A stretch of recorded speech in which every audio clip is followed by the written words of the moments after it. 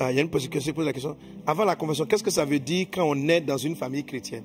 Bon, alors toi qui as posé la question, je te demande pas, c'est que tu n'es pas encore né de nouveau. Naître dans une famille chrétienne ne fait pas de nous des chrétiens. Ok? Naître dans une famille de chrétiens ne fait pas de nous des chrétiens. Ça fait que tu n'es qu'une religion chrétienne. Jésus, on a une rencontre personnelle.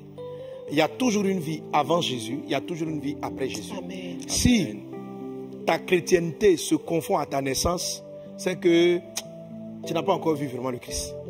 Ok? Tu as une belle éducation, tu as un comportement chrétien. Souvent, ce n'est pas évident pour les enfants nés dans des familles chrétiennes de faire la différence entre la réelle conversion, la nouvelle naissance et la vie qu'elles ont toujours vécue. Donc ta question est bienvenue. Tu dois avoir ta propre rencontre personnelle avec le Seigneur et non pas le fruit de l'éducation que tes parents t'ont donné. On bénit le Seigneur pour la bonne éducation qu'ils t'ont donnée. C'est une très bonne chose. La Bible dit, éduque l'enfant selon la voie qu'il doit suivre et lorsqu'il sera grand, il ne s'en détournera pas. Mais toi-même, tu dois avoir ta propre rencontre avec le Christ et faire la paix avec lui et lui demander pardon pour tes péchés et naître de nouveau. Amen. Amen. Donc, on ne naît pas de nouveau à la naissance par l'éducation de ses parents. On naît de nouveau par une rencontre personnelle avec le Christ. Beaucoup de gens qui sont nés dans des familles chrétiennes ne sont pas nés de nouveau, mais ils estiment que parce qu'ils fréquentent, ils sont nés de nouveau. Tu n'es pas né de nouveau.